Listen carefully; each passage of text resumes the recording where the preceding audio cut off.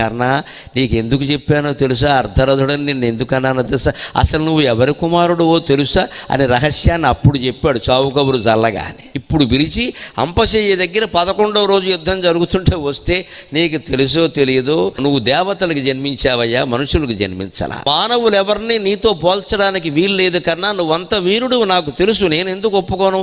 ఒక వీరుడు మరో వీరుడు సామర్థ్యాన్ని గ్రహించడం నేను గ్రహించగలను, కావాలనే చేశా. ఎందుకంటే నువ్వు కుంతి కుమారుడివి, నువ్వు యుద్ధానికి వచ్చి వాళ్ళ చేతుల్లో చనిపోవడం నాకు ఇష్టం లేదు అన్నాడు. కుంతి కొడుకును చంపడం నాకు ఇష్టం లేదయ్యా, నువ్వు యుద్ధం మానయ్యాలి, అందుకోసమే అన్నాను నేను. ఆయన ఉద్దేశం మంచిది. ఇంత తిడితే, ఇంత అవమానిస్తే పౌరుషం వచ్చి నేను ధనుర్బాణాలు త్యజిస్తాను అంటావేమో అనుకున్నానయ్యా. ఆ రకంగా కుంతి కొడుకులు 5గురు పెద్దవాడిని చంపారనే అప్రతిష్ట పాండవులకు రాకుండా కాపాడుదాం అనుకున్నాను. నువ్వు 10 రోజులే అన్నావు, మళ్ళీ యుద్ధం మొదలుపెట్టావు. ఇక నీ గ్రహస్థితి నీది, కానీ నువ్వు కౌంతేయుడువు కానీ రాధేయుడువు కాదు.